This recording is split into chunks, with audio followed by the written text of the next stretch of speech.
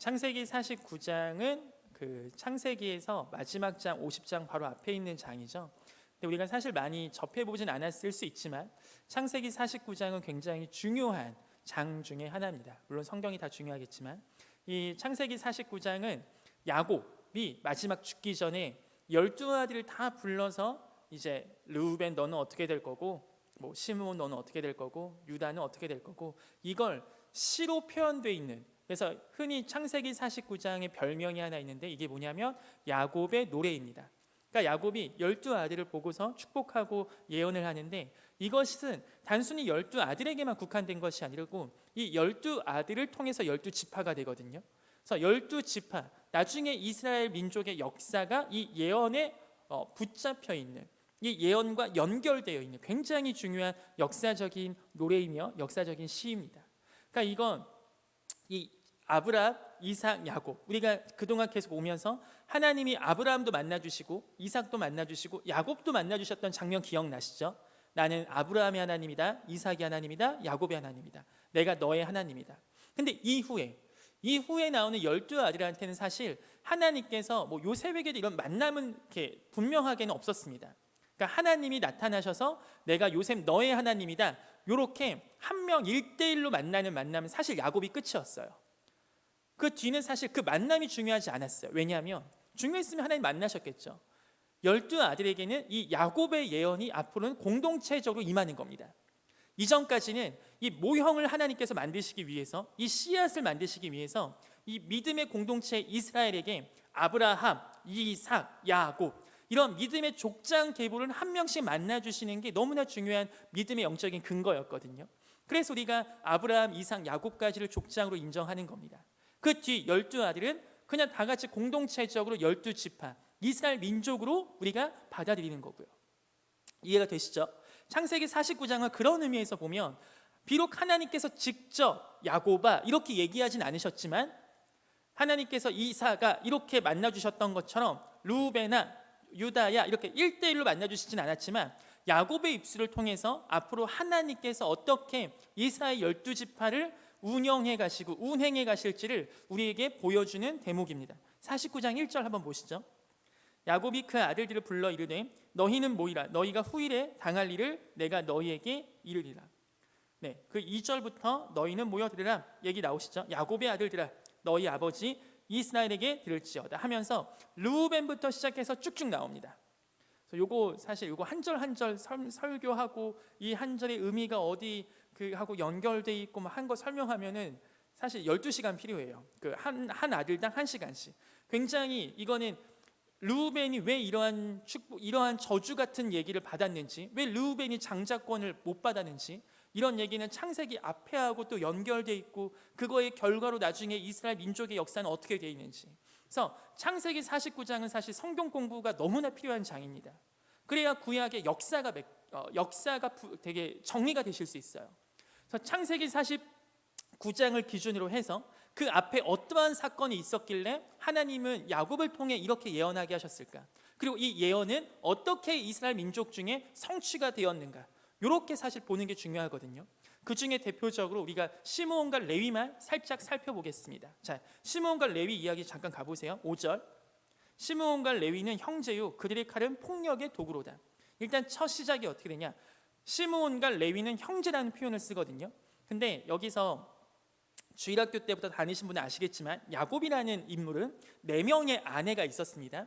4명의 아내가 있었는데 그 중에 첫째 아내가 레아였거든요. 이 레아가 4명의 아들을 낳았어요. 그게 바로 르우벤, 시므온, 레위, 유다, 이렇게 4명이에요. 그러면은 여기서도 르우벤과 시므온과 레위와 유다는 형제요 이렇게 써야 되잖아요. 근데 여기서 보면 시므온과 레위만 콕 찍어서 얘네는 형제다 이렇게 쓰거든요. 여기서 이 형제란 말은 얘네는 하나다, 얘네는 동맹이다, 얘네는 연대다 이런 뜻이에요. 즉 얘네를 하나로 보고 나머지는 각각 예언이 다르거든요. 근데 시므온과 레위에게는 동일한 예언이 주어집니다. 시므온과 레위에게는. 그럼 얘네가 무슨 짓을 했냐? 아마 제가 작년 중에 설교 때 이런 얘기 잠깐 했을 거예요. 그 야곱의 딸 중에 디나라는 딸이 있었습니다. 레아가 4명의 아들 낳고 또 마지막에 딸 디나를 낳았거든요. 그러니까 이 4명의 아들을 낳고 그 디나라는 여자 딸을 낳는데, 이 디나가 놀러 갔다가 강간을 당했어요. 그래서 못된 일을 당했는데 그 못된 일을 한 남자애가 추장, 그 민족의 족장의 아들이에요. 그러니까 너무 그 디나가 예뻤는지 디나한테 결혼해달라고 해요. 그래서 이 그 못된 일을 한 애의 아버지가 야곱에게 찾아와서 우리가 이렇게 됐는데 그냥 결혼시킵시다. 이렇게 돼서 야곱도 오케이 하고 끝납니다. 왜냐하면은 야곱은 물론 한 여인, 한 딸의 아버지로서는 굉장히 마음이 아팠겠지만 동시에 굉장한 경쟁과 부족 간의 보이지 않는 신경전과 땅을 두고 이러한 그 갈등이 계속 있었던 그 가나안 땅에서 무언가 전쟁을 피하고 싶은 마음에 이 야곱은 함께 공존하는 길을 택합니다. 이걸 들은 야곱의 12아들이 아니죠. 그 10아들 굉장히 분노합니다. 그 중에서 디나의 친오빠들인 시므온과 레위가 너무나 분노해서 속입니다. 오케이, 결혼 오케이. 자, 그 대신에 우리는 할 일을 받아. 그러니까 우리와 같은 친족, 우리가 사돈을 되려면 니네 남자를 다 할례 받아야 돼. 그런데 할 일을 받으면 남자들이 거동이 불편하잖아요. 그러면 그 거동이 불편할 때 시므온과 레위가 가서 다 죽입니다. 다 죽이고 노략합니다. 이 굉장히 나쁜 짓을 했어요. 굉장히 학살을 합니다. 굉장히 안 좋은 짓을 해요. 그걸 야곱이 기억하고 있다가 그들의 삶이 이 예언에 반영이 됩니다. 제가 이 예배하는 삶, 사실 우리의 예배는요, 제가 굉장히 어디서 들었는지 모르겠는데, 아니면 제가 기도하다 생각나는지 모르겠는데 누가 하면 한 말일 수도 있어요. 근데 저는 뭐 누가 한 말인지는 들은 적은 없고 그냥 여기저기서 요새 많이 쓰이더라고요. 우리의 삶은 예배한 대로 사는 삶인 줄 믿습니다. 또 우리의 삶은 우리의 살았던 대로 예배하는 건 줄 믿어요. 다시 얘기하면 우리가 예배한 대로 사는 줄 믿고요. 그리고 우리가 사는 대로 예배한 줄 믿습니다. 삶과 예배는 절대로 분리될 수 없습니다. 오늘 하나님께서 주시는 예언은 단순히 나와는 이 시므온과 레위의 삶과는 전혀 분리된 채 얘네가 어떠한 삶을 살았던 시간에 하나님 마음대로 예언하신 게 아니에요. 얘들의 삶이 오롯이 반영이 된 게 이 시간 하나님의 예언입니다. 오늘 우리 가운데 하나님께서 주시는 말씀과 각자 우리 청년들 가운데 주시는 은혜가 있다면 그것은 여러분의 삶을 뚫고 나오는 은혜가 있는 줄 믿습니다. 여러분의 삶을 뚫고 나오는 그 말씀이어야 여러분을 살립니다. 아멘. 오늘 시므온과 레위의 삶을 관통할 때 야곱은 이렇게 얘기해요. 너희는 하나인데 너희는 뭐냐면 그들의 칼은 폭력의 도구로다. 왜냐, 그들의 칼을 생각나게 하는 거죠. 이 시므온과 레위가 했던 짓을 생각나게 합니다. 보세요. 6절. 내 혼아 그들의 모의에 상관하지 말지어다. 그들이 모의를 했죠. 작전을 짰죠. 내 영광아 그들의 집회에 참여하지 말지어다. 그들의 분노대로 사람을 죽이고 그들의 혈기대로 소의 발목 힘줄을 끊었음이로다. 여기가 이제 세겜 사람들이었거든요. 아까 시므온과 레위가 다 죽인 저기가 세겜 사람이었어요. 세겜 지역. 근데 이 세겜은 살기 좋은 지역이었기 때문에 어느 정도 힘이 있었을 민족일 가능성이 많습니다. 그래서 이들의 별명 중에 하나가 힘이 센 소 혹은 당나귀 뭐 이런 식의 별명이었다고 해요. 그 당시 문헌을 좀 살펴보면. 그러니까 여기서 보면은 소의 발목 힘줄을 끊었다는 건 뭡니까? 세겜 사람들을 상징하는 것만 같은 그러한 장면이 여기 있어요. 즉 이러한 그 문구, 이러한 예언들을 보면은 시므온과 레위가 했던 짓에 대해서 야곱이 예언하는 거예요. 7절. 그 노여움이 혹독하니 저주를 받을 것이요 분기가 맹렬하니 저주를 받을 것이라. 내가 그들을 야곱 중에서 나누며 이스라엘 중에서 흩으리로다. 시므온과 레위는 동일한 예언을 받습니다. 그렇다면 이들은 어떻게 됐을까요? 시므온과 레위는 동일한 예언을 받거든요. 근데 우리가 어떻게 될까요? 우리가 흔히 하나님의 뜻대로 다 하면 나 뭐 어떻게 살든 뭐 다 내 운명 정해져 있는 거 아니겠어? 그 청년들 중에 이런 질문을 하는 청년들이 있어요. 기독교인은 운명론자입니까? 우리의 운명은 다 이미 정해져 있으니까 하나님 안에서. 정확히 지금 말씀드리면 기독교인은 운명론자가 절대 아닙니다. 하나님께서 우리에게 자유의지를 주셨고 하나님께서 우리에게 순종할 것을 명령하십니다. 아멘. 우리는 율법을 지킬 수도 있고 지키지 않을 권리도 있는 하나님의 유일한 피조물임을 믿습니다. 그렇기에 우리가 오늘 이곳에서 예배 드리는 거 여러분 생각해 보세요. 꿈에 하나님이 너 안 가면 내가 너 죽인다 이런 말 듣고 여기 와서 예배 앉아있는 분 몇 명이나 계겠습니까? 누가 드리고 왔던 시간에 우리 마음에 동함이 있었고 우리가 선택해서 우리의 두 발로 여기까지 걸어오신 거 아니겠습니까? 이 운명론자가 아닌 이 그렇다면 같은 예언이 주어졌으면 시므온과 레위는 같은 삶을 살았어야 되잖아요. 운명론이 맞다면, 이 예언한 대로 사라지는 것이 다 맞다면 이들은 같은 삶을 살았어야 됩니다. 이 시므온과 레위의 공통점이 있습니다. 시간이 없어서 찾아보진 않을게요. 이후에 시므온 지파는 여호수아 시대에 땅이 나눠질 때 어떻게 되냐면 유다 지파가 사는 땅에 얹혀 살아요. 그리고 결국은 흩어져서 나중에 시므온 지파는 찾아낼 수 없습니다. 하나님의 말씀처럼 이들은 흩어집니다. 또 하나, 레위 지파 역시 여호수아 시대 분깃을 나눌 때, 그 땅을 나눌 때 레위 지파에게는 땅을 허락하지 않습니다. 대신 레위 지파에게는 48개의 성읍을 여기저기 흩어져서 살게 해서 그 다른 지파가 레위 지파, 레위인들을 먹여 살릴 수 있는 그런 시스템을 만드세요. 그러니까 이런 하나님께서 흩트겠다는 말씀은 시므온과 레위 지파 모두에게 이루어진 것만 같습니다. 근데 그 뒤의 삶이 조금 달라요. 좀 볼게요. 출애굽기 32장 26절 가보세요. 출애굽기 32장 26절. 제가 읽습니다. 들어보세요. 이에 모세가 진 문에 서서 이르되 누구든지 여호와의 편에 있는 자는 다 내게로 나아라 하며 레위 자손이 다 모여 그에게로 가는지라. 자, 요게 어떤 장면이냐면 모세가 십계명을 받으려고 시내 산에 올라갔는데 안 오니까 이스라엘 자손들이 금송아지를 만들었어요. 이거에 대해서 하나님도 너무 화가 나셨고 모세도 이걸 보자마자 너무 화가 났어요. 그래서 명령합니다. 그 장면을 보자마자 여호와의 편에 있는 자는 다 내게로 와 했을 때 누가 갑니까? 레위 자손이 갑니다. 그때 모세가 레위 자손에게 명령합니다. 27절 가보세요.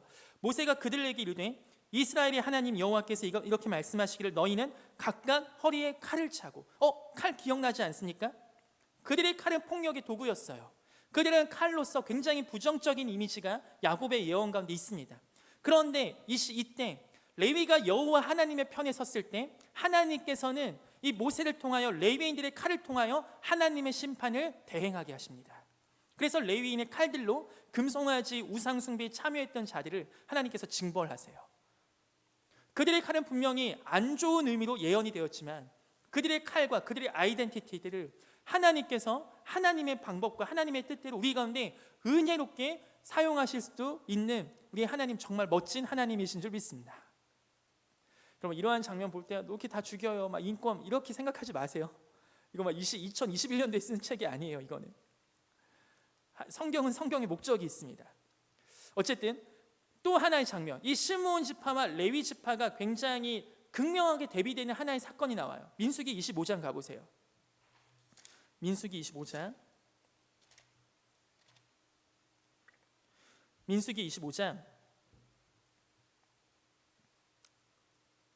7절 6절 7절 제가 읽어볼게요. 한번 들어보세요. 이스라엘 자손의 온 회중이 회막문에서 울 때 이스라엘 자손 한 사람이 모세와 온 회중의 눈앞에 미디안이 한 여인을 데리고 그의 형제에게로 온지라. 이게 무슨 상황이냐면 이스라엘 백성이 광야 시간을 통해서 이제는 마지막 요단강을 앞두고 들어가려고 하고 있습니다. 근데 그때 모압 여인들과 음행하기 시작해요. 이 모압 여인들의 음란한 풍속을 이스라엘 남자들이 혹해갖고 거기에 완전히 지금 빠져버렸습니다. 그래서 역병이 창궐을 했어요. 하나님께서 니네 그럼 죽는다 해서 하나님께서 그 역병을 보내셔서 이 전염병이 이스라엘 공동체 가득했어요. 그래서 여기서 운다는 표현이 나오죠. 이게 회개하고 있는 겁니다. 하나님 저희가 잘못했습니다. 하나님 저희가 잘못했습니다. 요러고 있는데 6절 그때 이스라엘 자손 한 사람이 모세와 온 회중의 눈앞에, 즉 당당하게 나왔다는 거예요. 은밀하게 죄 지은 것도 아닙니다. 당당하게 이번엔 누굴 데리고 왔습니까? 미디안 여인을 데리고 왔어요. 야, 모압 여인이랑 이렇게 됐어? 미디안 여인 뭐 이 죄 때문에 이렇게 된 거야? 그럼 하나님께 정면 대적하는 겁니다. 모세 두려워하지 않아요. 하나님 두려워하지 않아요. 온 백성 앞에 오히려 새로운 죄의 모양을 보여줘요.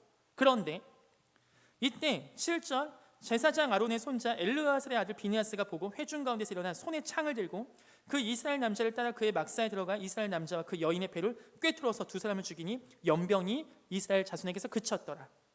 10절 여호와께서 모세에게 말씀하여 이르시되 제사장 아론의 손자 엘르아살의 아들 비느하스가 내 질투심 질투하여 이스라엘 자손 내 노를 돌이켜서 내 질투심으로 그들을 소멸하지 않게 하였도다.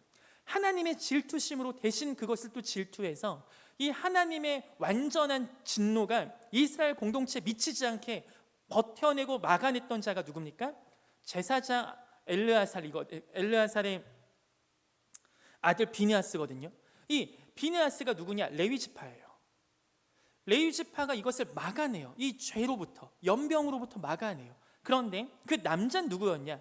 데리고 온 남자는 누구였냐? 14절, 죽임을 당한 이스라엘 남자 곧 미디안 여인과 함께 죽임을 당한 자 이름은 시므리니 살루의 아들이요 시므온임의 조상의 가문 중 한 지도자라고 나옵니다. 시므온 지파의 지도자는 오히려 이스라엘 공동체를 망하게 할 뻔했어요. 똑같은 예언을 받았습니다.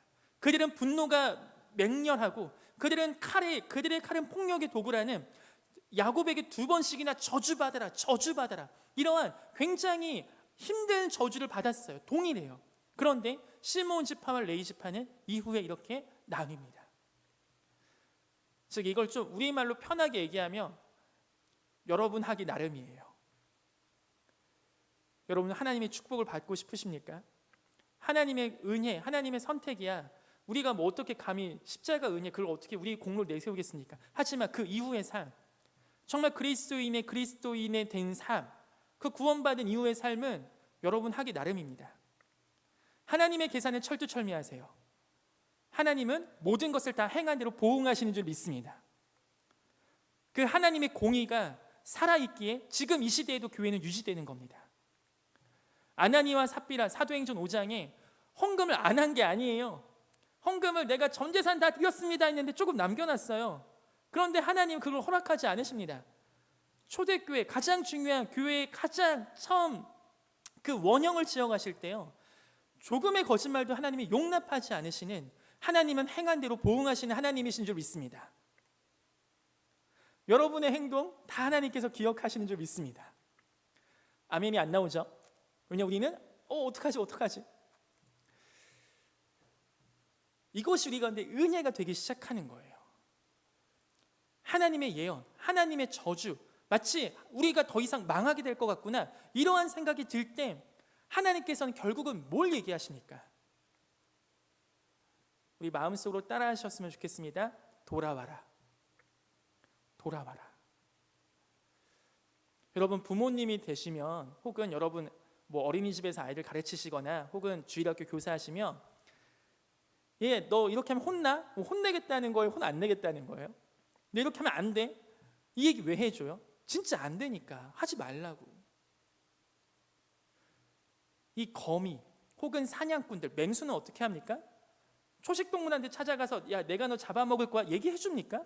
안 해요. 기다리고 있다가 아무 얘기도 안 해줍니다. 숨깁니다. 아무것도 오픈하지 않아요. 마치 없는 것처럼 그렇게 해서 확 잡아먹어 버립니다. 하나님은 그러지 않으신다고요. 하나님은 계속하여 선지자들을 보내셔서 경고하세요. 얘들아, 니네 그렇게 살면 안 돼. 니네 망해. 니네 죽는다. 니네 진짜 그러지 마. 왜 그러시겠어요? 하나님이 기다리시다가 인류 공동체를 사냥해 버리지 않으셨다고요. 왜? 사랑하지 않으면 설명되지 않습니다. 하나님은 분명히 공의로운 하나님이기 때문에 우리를 심판하셔야 돼요.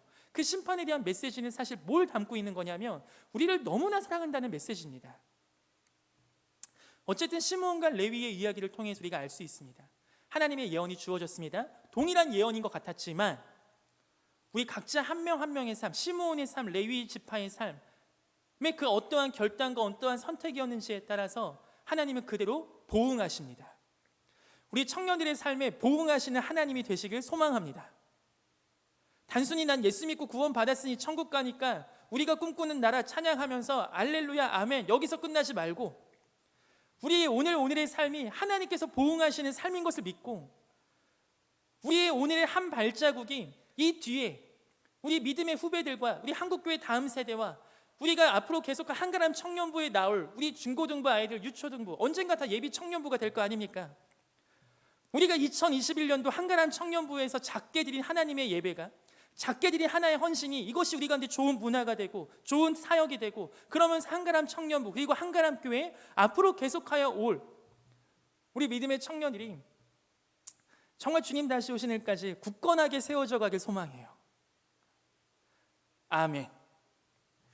자, 우리 그 다음 좀 부분을 좀 보면 좋겠습니다. 창세기 다시 49장 가보셔서요. 49장 이 18절 잠깐 가보실게요. 18절. 이 18절은 막 축복을 하다가 야곱이 12아들 한 번에 다 축복하려고 했으면 좀 숨도 찼겠죠. 그래서 잠깐 쉬어가는 시간이 있어요. 그게 어디냐면 18절. 제가 읽습니다. 여호와여 나는 주의 구원을 기다리나이다. 계속 축복하다가 갑자기 뜬금없는 말을 해요. 그래서 아까 말씀드린 것처럼 정말 숨이 차서 야곱이 잠깐 했을 수도 있고, 사실 오늘 49장을 다 한 절로 줄이면 요거예요. 여호와여 나는 주의 구원을 기다리나이다. 야곱의 인생은 정말 열심히 살았던 인생입니다. 근데 야곱이 살고 보니까, 모든 삶의 끝에서 보니까 주의 구원을 기다리는 삶이 자신이 했던 그 모든 것 중에 가장 적극적인 믿음의 삶이었음을 야곱의 고백입니다. 우리 청년들의 삶에 정말 하나님의 구원을 기다리는 삶이 있기를 소망합니다. 그리고 그 삶이 우리가 가장 행할 수 있는 가장 적극적인 믿음의 행동임을 믿습니다. 그렇게 얘기하고 후반부에는 야곱이 부탁을 하나 뜬금없이 또 합니다. 그거 잠깐 볼게요. 그게 이제 오늘 마지막 내기인데요. 49장 28절 가보세요. 이들은 이스라엘의 12지파라 이와 같이 그들의 아버지가 그들에게 말하고 그들에게 축복하였으니 곧 그들 각 사람의 분량대로 축복하였더라. 그가 그들에게 명하이르되 내가 네 조상들에게 돌아가리니 나를 햇사람 에브론의 밭에 있는 굴에 우리 선조와 함께 장사하라. 갑자기 하나의 굴을 얘기해요. 묘지를 얘기하는 거예요. 나 여기다 묻어줘 이렇게. 왜 갑자기 또 이 얘기를 하냐. 자, 막벨라 굴 하는 순간 혹시 기억나는 분 계세요? 이거 누가 샀게요? 이 막벨라 굴 누가 샀게요? 아마 지금이 성경 공부 시간이었으면 아마 호준이가 아브라함이요 이렇게 다 대답했을 텐데, 아브라함이 샀습니다. 막벨라 굴. 아브라함이 왜 샀습니까? 사라, 아브라함의 아내 사라가 죽었을 때 이 사라를 안치할 무덤을 하나 사요. 이게 동굴이거든요. 이 이스라엘 유대 지역에서는 동굴이 무덤을 어떻게 했냐면 땅에다가 묻는 게 아니고 큰 동굴 있죠. 그 동굴에다가 거기다가 사람 시체를 놓습니다. 그럼 만약에 우리 아버지 시체 거기 있다. 그럼 제가 죽으면 그 동굴에 똑같이 해요. 그럼 제 손자가 죽어도 똑같이 거기를 해요. 그러니까 그게 그 가족의 묘실인 거예요. 그래서 우리 그냥 단순히 나의 개인적 공간이 아니라 이 공동체적으로서 죽어서도 우리가 하나의 가족이고 죽어서도 하나의 공동체적인 이 신앙이 이들에게 있었던 거죠. 그래서 여기서 보면 30절 이 굴은 가나안 땅 마므레 앞 막벨라 밭에 있는 것이라 아브라함이 햇사람 에브론에게서 밭과 함께 사서 그의 매장지를 삼았으므로 아브라함과 그의 아내 사라가 거기 장사되었고 이삭과 그의 아내 리브가도 거기 장사되었으며 나도 레아를 그곳에 장사하였노라. 그러니까 거기 이미 자기 할아버지 할머니 있지, 아빠 엄마 있지, 그리고 자기 아내가 먼저 죽어서 거기에 장사했습니다. 이제 자기가 거기 가겠다는 겁니다. 생각해 보세요. 이 뒤에 보면은 야곱이 죽고 나서 애굽에서 70일 동안 곡하거든요. 이 70일 동안 애곡해요. 장례식 일자가 70일이에요. 근데 그 당시 애굽 왕 바로가 죽었을 때 장례식 일자가 72일이었습니다.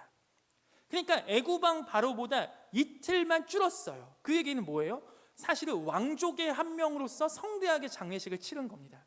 거기다가 왕족이나 정말 그 출신이 고결하지 않으면 못하는 그 미라 풍습도 여기서 보면 향을 한다는 표현이 나오는데 그러한 것도 해요. 그러니까 이게 보통이 아니었던 거죠. 왜냐하면 요셉이 최고 실권자인데 그 당시. 그러니까 요셉의 아버지니까 이 야곱에게는 그 삶이 우리로 얘기하면 노후 준비 끝. 그리고 야곱이 어떻게 하면 조금만 더 욕심내면 피라미드까지는 아니어도 정말로 엄청나게 좋은 무덤을 하나 차지할 수도 있는. 근데 야곱이 얘기하는 거예요. 얘들아, 니네 죽으면 어떻게 해야 되냐면 우리 할아버지 있는 그 막벨라 굴에 묻어줘. 야곱의 오늘 우리가 찬양했던 우리가 꿈꾸는 나라 우리의 본향 있잖아요. 야곱이 다 인생을 살고 보니까 수많은 양떼, 자기의 재산을 지키기 위해서 막 그 얼룩무늬 앞에서 양들이 짝짓기하게 하고 에서 형한테 그 마음을 환심을 얻으려고 그렇게 선물대를 보내기도 하고 그 수많은 삶을 살고 나니까 자기에게 남는 게 딱 한 가지 있는데 그게 바로 아브라함과 이삭의 하나님 그리고 나의 하나님 그 하나님의 언약의 땅입니다. 당시 애굽과 가나안은 비교할래야 비교할 수 없는 땅이에요. 비교할래야 비교할 수 없는 땅이에요. 거기다 야곱은 지금 너무나 자기 아들이 국무총리야. 뭐 우리 대한민국에서야 국무총리야 욕 많이 먹고 힘든 삶을 사시지만 그 당시 애굽 왕 바로보다도 어쩜 더 인기가 많았어요. 정말 그 흉년에서 구원해준 구세주와 같은 요셉의 아버지입니다. 그 가부장적인 사회에서 요셉의 아버지. 그런데 그 야곱은 단순히 애굽에서 그러한 영광을 누리고 죽어서도 그러한 영광을 사모하지 않아요. 야곱의 지금 시선에는 지금 뭐가 하나 딱 남냐면 나 그 땅 돌아가고 싶어. 마치 가나안이 내가 그동안 내가 이렇게 애굽이란 좋은 땅에 살려고 지금까지 참 고생을 했었구나. 맞아, 그땐 그랬지. 힘들었구나. 어려웠구나. 그러한 가나안 땅이 아니에요. 단순히 어느 한 추억의 장소가 아닙니다. 내가 다시 돌아갈 땅입니다. 우리 사랑하는 청년부 한 분 한 분께 제가 질문하고 싶습니다. 여러분에게는 이 야곱이 생각하는 막벨라굴, 하나님의 언약, 하나님의 땅, 혹은 하나님과 이러한 믿음의 기억들, 이것이 혹시나 추억에 지나 있지 않으십니까? 내가 바라봐야 될 이상이고 내가 가야 될 그 길이 아니라 내가 걸어온 길 중에 하나, 맞아 그땐 그랬지 라는 어른들도 잘 안 하시는 그러한 생각 속에 혹시나 빠져 있지는 않으십니까? 내가 중고등부 수련회 땐 그랬었지? 내가 유초등부 땐 그랬었지? 내가 청년부 어린 나이 땐 그랬었지? 맞아 그때가 좋았어 했던 그 추억 속에 빠져 있지는 않으세요? 그런 분들이 오늘 밤 야곱 형님께 다 혼나시길 소망합니다. 야곱은 우리보다 훨씬 많은 삶을 사는데도요 마지막 비전과 마지막 미션이 있었어요. 그걸 부탁합니다. 그리고 이 얘기를 똑같이 누가 하냐면 50장 보시면요 요셉이 해요. 창세기 50장 가보세요. 그 뒤에 50장 25절 요셉이 또 이스라엘 자손에게 맹세시켜 이르기를 하나님이 반드시 당신들을 돌보시리니 당신들은 여기서 내 해골을 메고 올라가겠다 하라. 이 얘기 뭐냐면 나도 죽으면 올라가죠. 가나안 땅으로. 요셉이 똑같이 합니다. 이 야곱과 요셉의 이러한 부탁과 이러한 명령은요 이후에 400년이 지난 뒤에도 요셉의 유고를 메고 갔다는 게 나오거든요. 후에. 그러니까 이 창세기와 출애굽기를 이어주는 거예요. 지금 400년 전이면 언제냐면요 1592년 임진왜란이 1592년이었거든요. 그러니까 임진왜란 이순신 장군이 그때 막 창창 무슨 대첩 이루시고 일본군들 다 죽이고 했을 때 그때예요. 그때 임진왜란 때 난중일기 때 어떤 이순신 장군이 약속을 했는데 그 약속이 이 시대에 이루어진 겁니다. 이게 말이 됩니까? 분명 하나님의 언약과 하나님의 약속인데 그것을 이뤄가는 믿음의 조상들, 믿음의 선조들이, 믿음의 열조들이 자신들의 믿음의 고백을 해왔기 때문에 후배들이 그것을 보고서 아 맞아 야곱도 돌아갈 것을 얘기했지 요셉도 돌아갈 것을 얘기했지 그럼 이제 우리가 돌아갈 때가 됐구나. 이 야곱과 요셉의 믿음의 고백은요 이후에 역사의 장을 열어가는 위대한 고백입니다. 여러분 오늘 우리가 하나님께 드리는 이 고백이 이후에 한국교회 역사, 한가람교회 역사를 이루어가는 또 이끌어가는 믿음의 위대한 고백이 되기를 소망합니다. 여러분에게는 막벨라굴이 무엇입니까? 우리 청년들에게는 어떠한 삶에서 막벨라굴이 있습니까? 제가 이번 주에 나에게는 막벨라굴이 무엇이지? 라는 생각이 있었어요. 뭘까? 근데 잘 떠오르지 않았어요. 그런데 한 수요일쯤인가? 차를 제가 운전해서 이제 가고 저희 아내와 저희 딸이 같이 타고 가는데 갑자기 저희 딸이 교회를 보더니 우와 십자가다. 나도 십자가에서 예수님처럼 죽고 싶은데 이렇게 얘기를 하는 거예요. 저희 딸 연령은 4살입니다. 근데 얘가 갑자기 나도 십자가에서 죽고 싶다 이런 얘기를 하더라고요. 저희 아내는 갑자기 절 찌려보기 시작합니다. 언제야? 대체 언제 나 없을 때 교육시킨 거야? 그래서 저희 딸한테 다시 물어봤어요. 뭐라고? 똑같이 그 얘기를 하는 거예요. 저 마음속으로 너무 감사했죠.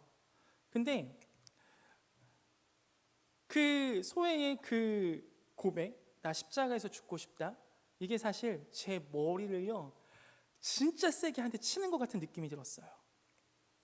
먼저 딸과 아내를 내려주고 저 혼자 차에 잠깐 있으면서 그 뭐 이렇게 감당할 수 없는 그 마음을 느꼈어요. 왜냐하면 제가 대학생 때부터 계속했던 그 고백이 그거였거든요. 하나님, 나도 예수님처럼 십자가에서 죽는 그 영광의 죽음. 저 겁 많은 거 아시죠? 저 바늘 조금만 찔려도 아파서 못 참는 거 아시죠? 저 병원 가서 주사 맞는 거 진짜 싫어하는 거 아시죠? 근데 주님이 은혜 주시면 저 정말 그 십자가에서 영광스러운 죽음, 그게 저의 대학교 때 가장 많이 했던 기도였거든요. 근데 어느 순간 결혼하고 아기 낳고 하다 보니까 그 십자가 기도가 안 나와요. 그 십자가 기도가 제가 안 하려고 하는 게 아니고 생각이 안 나더라고요. 근데 4살 된 그 딸 아이가 그렇게 얘기하는 순간, 아, 하나님이 나한테 막별라구를 지금 찾게 하셨구나. 하나님이 나한테, 그래 은우야, 너 그거 알잖아. 네가 돌아가야 될 것 알잖아. 여러분, 우리에게는 하나님의 십자가가 주어졌습니다. 이것이 우리 가운데 거치는 거고, 이것이 우리 가운데 부담되는 것이면요, 그것만큼 우리 가운데 큰 영광이 없는 줄 믿습니다. 이거 잘 안 믿어지시죠? 고린도전서 잠깐 가볼게요. 고린도전서 1장 18절. 제가 읽습니다. 들어보세요. 고린도전서 1장 18절. 십자가의 도가 멸망하는 자들에게는 미련한 것이요 구원을 받는 우리에게는 하나님의 능력이라. 여러분, 십자가가 미련하게 다가오십니까? 하나님의 능력으로 다가오십니까? 그것이 과연 우리 가운데 던져지는 구원받은 자니라는 질문입니다. 여러분, 미련하게 다가오세요? 하나님의 능력으로 다가오세요? 소망합니다. 하나님의 능력으로 여러분의 마음을 치시기를. 우리 마태복음 16장도 잠깐 가볼게요. 혹시 힘드시면 안 찾으셔도 돼요. 제가 읽어드릴 거니까. 마태복음 16장 24절입니다. 제가 읽습니다. 이에 예수께서 제자들에게 이르시되 누구든지 나를 따라오려거든 자기를 부인하고 자기 십자가를 지고 나를 따를 것이니라. 예수님은 분명히 제자들에게 말씀하세요. 니네 나 따라오고 싶어? 나와 함께하고 싶어? 나와 동행하고 싶어? 그럼 너네 십자가 져야 된다. 제가 한 가지 좀 서울권에서 사역하면서 느낀 게 하나 있거든요. 그게 뭐냐면요, 이 십자가 이야기하기가 너무나 부담될 때가 많아요. 여러분의 지역 비하를 하는 게 절대 아니에요. 저도 수도권 출신입니다. 근데요, 이 십자가 이야기하기 너무 부담돼요. 다 같이 죽자 이 말 못하겠어요. 다 같이 선교하러 가자, 우리 저기 복음 없는 지역에 우리 다 같이 가서 청년회 때 정말 죽자. 제가 대학생 때문에 이런 말만 하고 다녔거든요. 근데 못하겠어요. 잘. 얘네 상처받으면 어떡해? 얘네 이거 너무 부담되면 어떡해? 제가 대학교 때 한동대학교 다닐 때 대학교 길거리 캠퍼스에서 2번 운 적이 있습니다. 한 번은 언제냐면, 제가 딱 봐도 열심히 살 것 같죠? 아, 이번에 아프가니스탄 가지 않을래? 이번에 너 팔레스타인, 야 너는 딱 얼굴 보니까 체첸 가기 너무 좋은 애야. 맨날 만날 때마다 그런 얘기를 하고 다녔어요. 근데 어느 날 어떤 애가, 제가 막 똑같이, 야 있잖아 봐봐, 성경책에 하나님께서 예수 그리스도께서 우리 가운데 복음을 전하는 삶이 얼마나 기쁘다 말씀하셨냐. 그냥 교회 다니를 많으니까 막 얘기한 거죠. 근데 걔가 이렇게 얘기했어요. 아, 형 단기 선교 가자는 거지? 당연하지. 아, 그럼 기도해 볼게. 제가 기도해 볼게란 말이 제일 싫거든요. 제 세상에서 교회 다니시는 분들이 기도해 볼게요 하는 말을 제일 싫어합니다.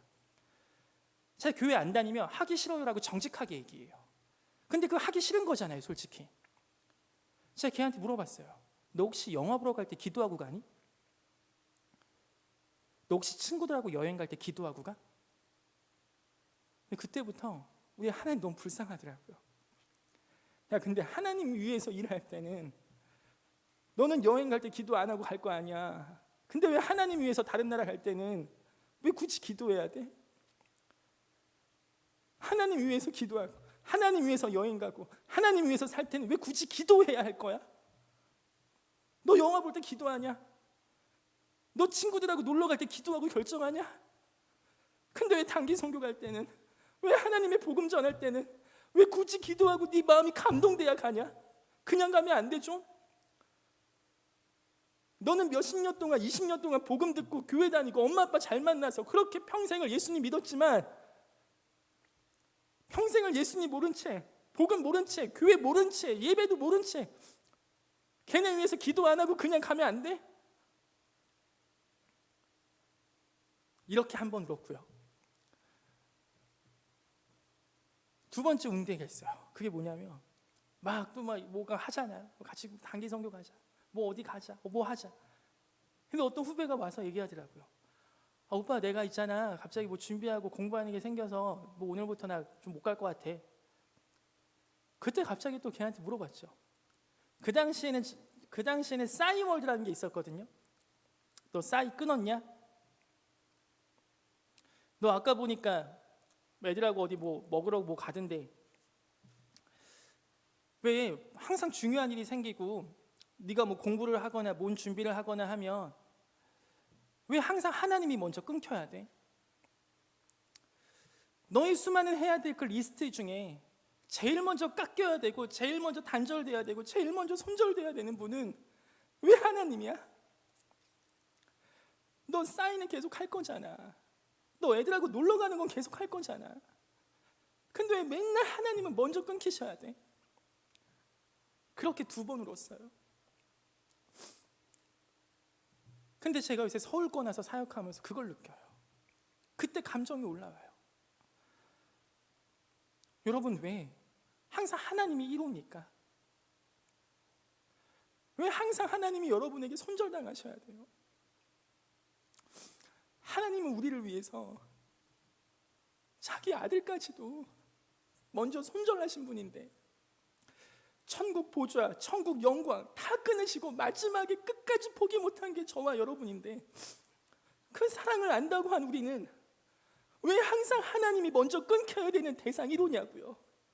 왜 항상 공부하기 시작하는 청년들은 왜 항상 교회부터 끊기를 결단하시냐고요? 왜 항상 일이 바쁘신 청년들은 왜 예배부터 끊으시는 게 먼저 해야 될 처신이냐고요? 우리 하나님이 무슨 잘못을 하셨습니까?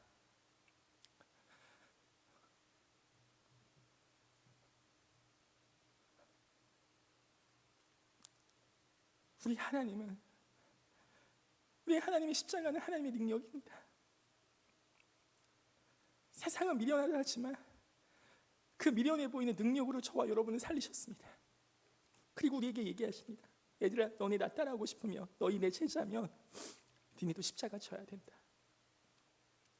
당연히 교회 사역 힘들죠.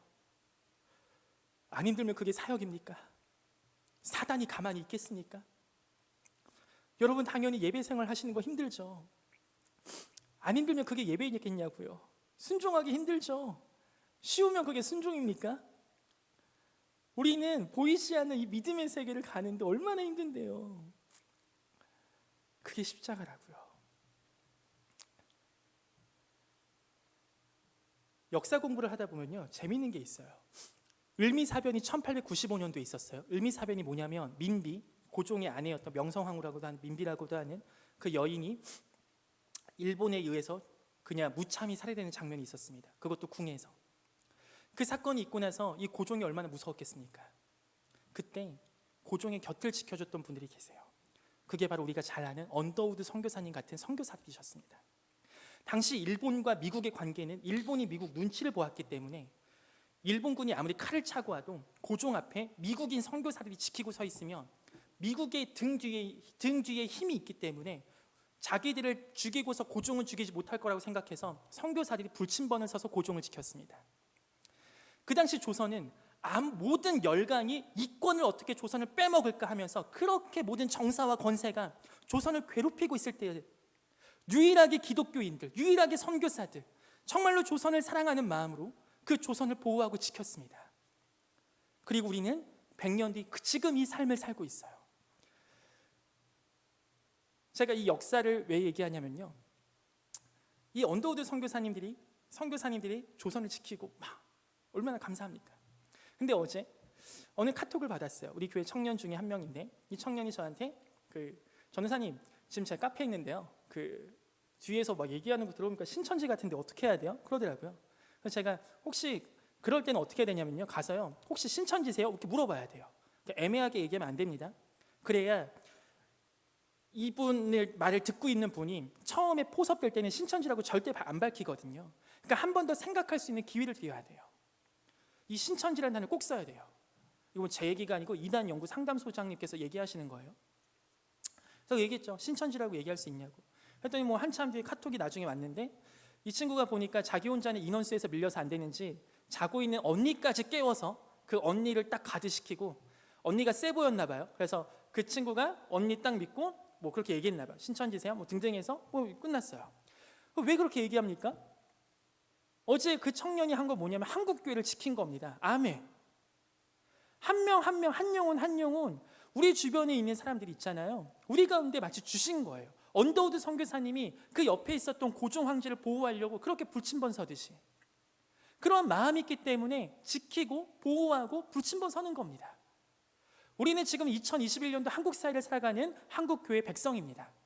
여러분, 우리에게 분명히 하나님께서 맡기셨습니다. 그리고 그것이 우리에게는 뭔가 불편한 십자가일 수 있습니다. 하지만 정말로 강권합니다. 그 십자가를 지고 예수의 그리스도의 길을 따라가시길 소망합니다. 여러분의 막벨라굴, 야곱이 자신의 죽음 앞에서 마지막에 유언했던 그 막벨라굴, 일주일 동안 저의 삶에 생각나게 하셨던 십자가, 은우야 너 십자가, 여러분의 삶에는 어떤 것이 막벨라굴입니까? 여러분이 꼭 돌아가고 싶은 곳이 어디입니까? 여러분의 삶에 가장 중요한 가치가 무엇입니까? 올 한 해 한국에서 비트코인, 이 암호화폐 거래 신규 가입자가 총 250만 명이었다고 해요. 이 총 250만 명 중에 60%가 20대, 30대라고 합니다. 예전에는 영혼까지 끌어모아서 부동산 하자. 근데 이제 부동산 집값도 오르니까 더 이것도 못해. 그러니까 이거보단 조금 진입장벽이 낮은 주식, 그래서 B2, 빚을 내서 투자하자. 이런 식의 얘기들이 우리 가운데 오잖아요. 기성세대는 걱정하죠. 그렇게 하면 안 되지 않냐. 근데 우리가 뭐라고 얘기합니까? 20대, 30대가 왜 그렇게 합니까? 그 위험이 있는 걸 모르겠습니까? 제가 이 비트코인 열풍 이런 거 보면서요, 아직 한국 사회 청년 죽지 않았네. 위험을 무릅쓰지 않습니다. 여러분, 십자가는요, 제가 비트코인 보면서요 무슨 생각했냐면, 그게 점점점 요새는 그 수익성이 높은 것 때문에 안전성은 이렇게 낮거든요. 경제에서 보면은 수익성이 높을수록 안정성은 낮아요, 원래. 이 가장 수익성은 높고 안전성이 낮은 게 뭔지 아세요? 십자가입니다. 암호화폐, 비트코인, 주식, 그 수익성을 높은 걸 보고 안정성이 낮지만 거기에 투자하는 거 아닙니까? 그걸 선택하는 거 아닙니까?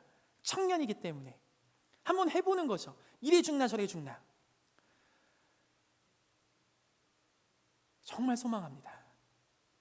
어차피 한번 우리가 주어진 인생, 여러분 진짜 멋있는 데 투자하시길 소망해요.